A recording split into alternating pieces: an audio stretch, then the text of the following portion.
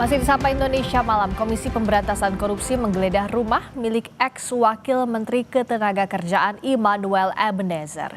KPK menyita 1 mobil mewah dan 4 telepon genggam. Sejumlah barang bukti yang disita KPK langsung dibawa ke gedung K3 KPK. Juru bicara KPK Budi Prasetyo menjelaskan dengan adanya tambahan 1 mobil mewah, penyidik kini telah menyita total 24 unit kendaraan berbagai jenis dalam perkara ini. KPK akan mendalami isi dari 4 ponsel yang disita dalam penggeledahan hari ini.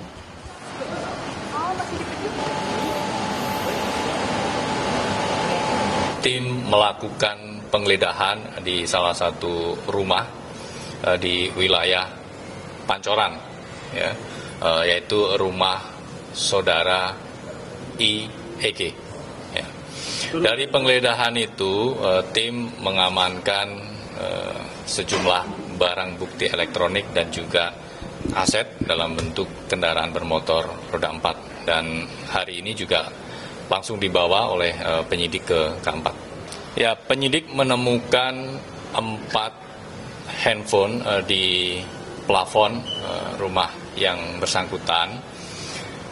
Nanti kami akan tanyakan tentunya dalam proses pemeriksaan apakah memang sengaja disembunyikan atau memang menaruh handphonenya di plafon. Sudah ada jurnalis Kompas TV Niko Anggriawan dan juru kamera Denny Yosua di Gedung Merah Putih KPK. Niko, barang bukti apa saja yang disita KPK saat menggeledah kediaman ex-Womenaker Immanuel Ebenezer dan apa lagi yang ingin didalami oleh penyidik KPK dalam penggeledahan ini?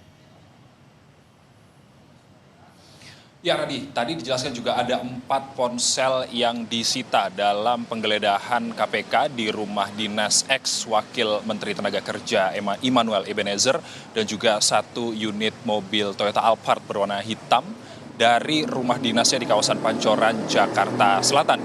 Dan juga tadi juga ditampilkan di gedung KPK, di Gedung Merah Putih KPK, Radi dan juga saudara, bahwa ada lagi 1 unit mobil Land Cruiser yang disita oleh KPK, namun tadi diterangkan oleh juru bicara KPK Budi Prasetyo bahwa Land Cruiser tersebut ini merupakan pemiliknya, ini masih ada keterkaitan dengan kasus sertifikasi K3 yang menjerat ex-wakil Menteri Ketenagakerjaan Immanuel Ebenezer.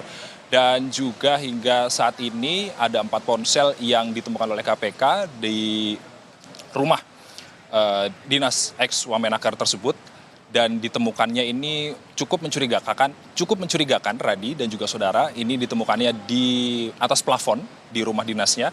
Dan yang masih didalami oleh KPK ini adalah apa maksud atau kenapa di handphone tersebut disembunyikan di dalam plafon di rumah dinas tersebut. Dan nantinya kita masih menunggu bagaimana penjelasan KPK atau hasil pendalaman KPK milik siapa dari handphone tersebut dan juga apa isinya, apakah nanti terkait dengan kasus sertifikasi K3 yang menjerat Immanuel Ebenezer ataupun ada hal lain yang ada di dalam handphone tersebut.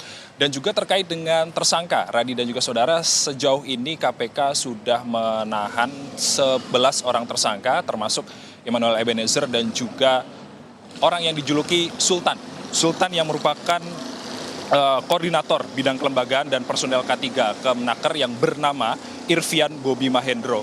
Dan juga belakangan diketahui ini ada 1 tersangka yang berinisial MM yang istrinya ini bekerja di KPK, Radi dan juga saudara. Tadi diterangkan juga oleh jubir KPK Budi Prasetyo bahwa KPK ini tidak memberikan toleransi, siapapun ini bisa dilakukan pemeriksaan di gedung KPK termasuk suami dari istri yang bekerja di KPK.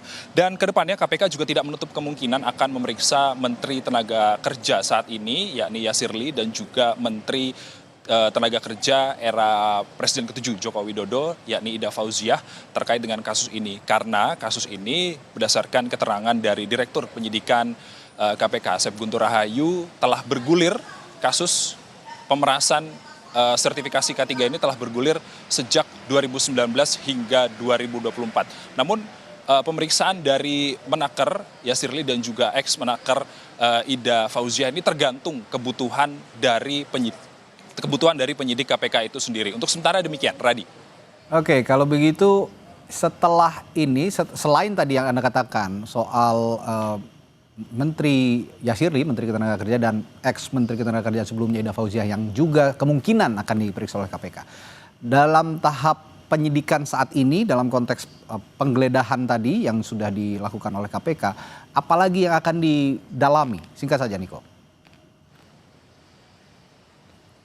Ya tentunya barang-barang bukti ini juga masih terus didalami, apalagi yang kita ketahui barusan bahwa ada 4 ponsel yang ditemukan di atas plafon rumah, yang ini menjadi membuat kita bertanya-tanya, Radhi dan juga saudara, untuk apa keempat ponsel tersebut disembunyikan atau diletakkan di atas plafon rumah? Apakah nantinya tujuannya untuk disembunyikan atau ada hal lain yang nantinya kita masih menunggu bagaimana penjelasan resmi dari KPK terkait dengan ponsel-ponsel tersebut. Dan juga ada beberapa barang bukti lain yang masih perlu pendalaman keterkaitannya antara dari kasus sertifikasi K3 yang menjerat Emmanuel Ebenezer. Radhi. Terima kasih jurnalis Kompas TV Niko Anggriawan melaporkan langsung dari Gedung Merah Putih KPK Jakarta.